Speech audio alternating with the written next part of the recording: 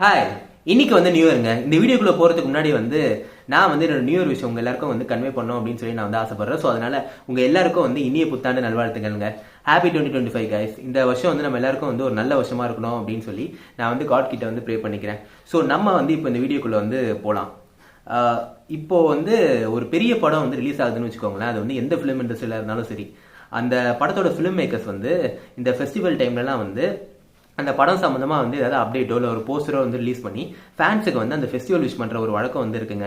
அது வந்து நியூ இயராக இருந்தாலும் சரி, இல்லை எந்த ஃபெஸ்டிவலாக இருந்தாலும் சரி. ஸோ அதே மாதிரி வந்து நேற்று நைட்டு வந்து கோலிவுட்டில் வந்து நிறைய அஜித் ஃபேன்ஸ் வந்து இதனால வந்து விடாமுயற்சி டீம் கிட்ட இருந்து வந்து ஒரு நியூ இயர் அப்டேட் வரும் அப்படின்னு சொல்லி பெருசா வந்து எதிர்பார்த்துட்டு இருந்தாங்க. அதுவும் வந்து மெயினா வந்து விடாமுயற்சி படத்தோட ட்ரெய்லரோட அப்டேட் வந்து வரும் அப்படின்னு சொல்லி பெருசா வந்து எதிர்பார்த்துட்டு இருந்தாங்க.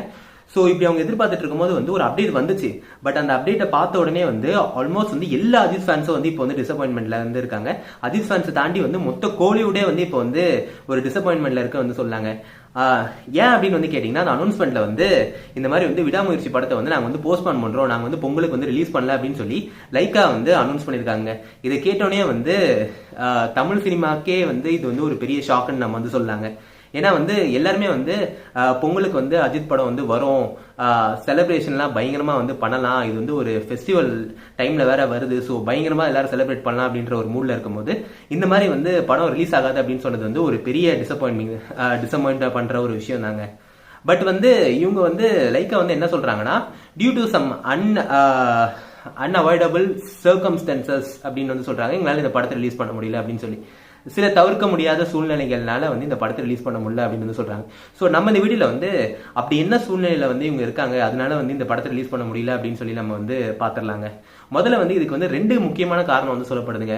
முதல் காரணம் என்னன்னா வந்து இந்த படத்து மேல வந்து ஏற்கனவே வந்து ஒரு பிரச்சனை போயிட்டு இருக்காது. உங்களுக்கு வந்து நீங்க வந்து கேள்விப்பட்டிருப்பீங்க.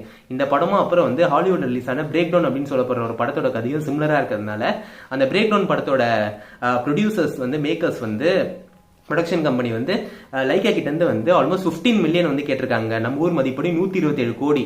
ஸோ இதை ஃபர்ஸ்ட் வந்து செட்டில் பண்ணாதாங்க வந்து இந்த படம் வந்து அவங்களால எந்த பிரச்சனையும் இல்லாமல் வந்து ரிலீஸ் பண்ண முடியும். ஸோ இதுதான் முதல் காரணமா வந்து சொல்லப்படுது. ரெண்டாவது காரணம் என்ன அப்படின்னா, லைக்கா வந்து இதுக்கு முன்னாடியே வந்து அவங்க ரிலீஸ் பண்ண 2 படம், வேட்டைனா இருக்கட்டும் இல்லை இந்தியன் 2வா இருக்கட்டும், இந்த படங்கள்ல வந்து அவங்க எதிர்பார்த்த வெற்றி வந்து அவங்களுக்கு வந்து கிடைக்கலங்க. ஸோ அதனால லைக்கா வந்து ரொம்ப யோசிக்கிறாங்க, இந்த படத்தை வந்து எந்த பிரச்சனையும் இல்லாம வந்து ரிலீஸ் பண்ணி ஒரு வெற்றி அடைய வச்சிடணும் அப்படின்னு சொல்லி வந்து ரொம்ப தீவிரமா இருக்கிறதுனால வந்து இந்த படத்தை வந்து அவங்க வந்து ரிலீஸ் பண்றதுக்கு வந்து தயங்குறாங்கன்னே நம்ம வந்து சொல்லாங்க.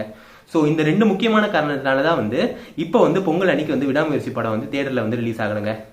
இது வந்து அஜித் ஃபேன்ஸுக்கு வந்து ஒரு பெரிய டிசப்பாயின்மெண்டா வந்து இருந்தாலுமே வந்து நம்ம வந்து இந்த படத்துக்காக வந்து இப்போ வந்து வெயிட் பண்ணி தாங்க வந்து ஆகணும், ஒரு வழியே வந்து இல்லைங்க.